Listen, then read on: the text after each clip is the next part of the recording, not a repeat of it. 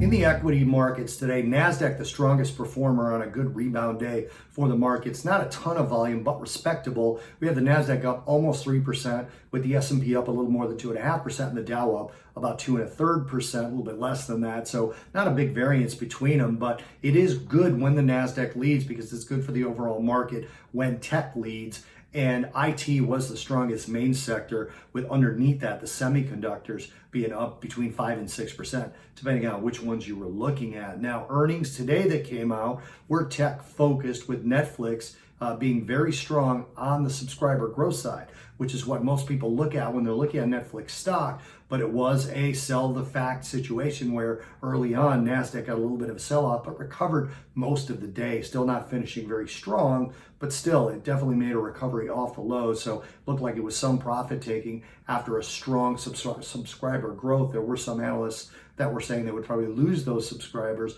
when the lockdowns are over. I don't particularly agree with that, but you did see some buying on the low end of Netflix today. And tomorrow we've got Intel. So we still got pretty big mega cap themes reporting in the tech sector. So Intel could definitely be a driver of not only the NASDAQ, but the S&P and the Dow as well. And then lastly, look toward the stimulus talk, because it did pass in the Senate an additional stimulus package to help small businesses. But not only that, municipalities and governments which would be likely to spend upgrading tech. So if we can get that second stimulus package through, it could be pretty good for the NASDAQ in general.